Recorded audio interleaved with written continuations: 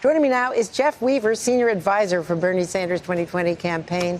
It's great to see you, Jeff. It's great to be here. That was a heck of a night last night. Oh, it was fantastic. 7,000 people in that arena. It was incredible. You had them all fired up.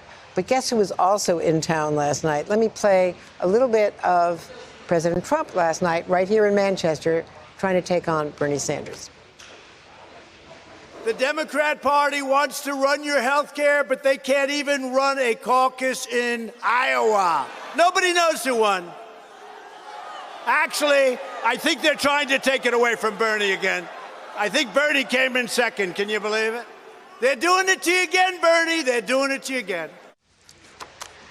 So he's taunting your campaign. He's trying to put you on the spot. What's your response to President Trump?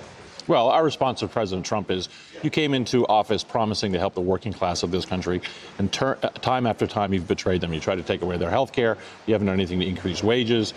You turned our agricultural economy on its head. You've demonized large parts of our country. You've torn babies away from the arms of their mothers. That's what my response is to President Trump. There was a disappointing turnout in Iowa. Your whole argument has been that you are the campaign that gets the young people, gets people enthusiastic.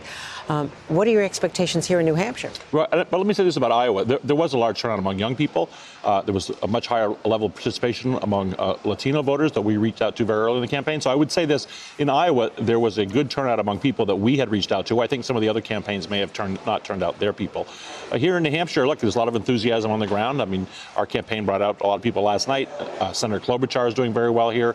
Pete Buttigieg had some big rallies, Elizabeth Warren. So I think there's a lot of energy here I'm seeing on the ground. And then you've got the Quinnipiac poll. You're leading for the first time. The whole Joe Biden theory of his case has been that he is the most electable, that he can beat Donald Trump. Right. And now you're number one in the polls. Well, look, when you run, no offense to the vice president, but when you run a campaign around electability, you have to win elections. And, I think he had a disappointing showing in Iowa. We'll see how he does tonight and in future states. But Bernie Sanders, I think people are coming around to understanding that he's the type of person, he's uniquely able to put together the kind of coalition we're going to need to beat Trump, bringing out large numbers of young people, energizing the Latino community and other communities of color, bringing those people back into the process. With African Americans in that same poll, you're still placing third. Yes, right, but a close third, and much better than where we were in the past. And I think if you look at Iowa again as a microcosm, because minority population is small there, but it does exist. Bernie Sanders did overwhelmingly with Latinos, getting 50 or 60% in many precincts, doing extremely well with African American voters. So I think that narrative from last time, which was largely overblown, I think is being shown to be false. And then there's Mike Bloomberg. He spent upwards of $300 million on ads. He shot up in the polls. He shot up in support among African Americans. It comes down to something like $38 a second for the first 6 weeks of his campaign, a late entry. Right. What do you say to that? Well, look, Mike Bloomberg is what I call the billionaire backstop. If Bernie comes out of the first four ahead, they got Mike Bloomberg there to try to stop Bernie Sanders. But look, I think that Democratic voters are going to reject that. It's very arrogant. In the first four, as having covered this is where candidates meet face to face with voters. They're in their living rooms, they're in their coffee shops. And to just say, look, I'm not going to do that. I'm just going to buy this election. I don't need to meet people. I think Democratic voters are not going to respond to that well.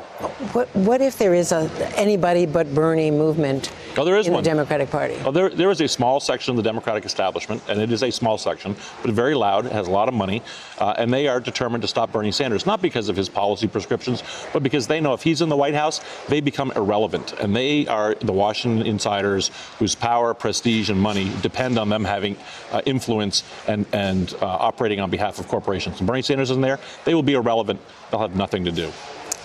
Jeff Weaver from Bernie Sanders' campaign. Thanks so much. Glad to be here. Thank you. Hey there, I'm Chris Hayes from MSNBC. Thanks for watching MSNBC on YouTube. If you want to keep up to date with the videos we're putting out, you can click subscribe just below me or click over on this list to see lots of other great videos.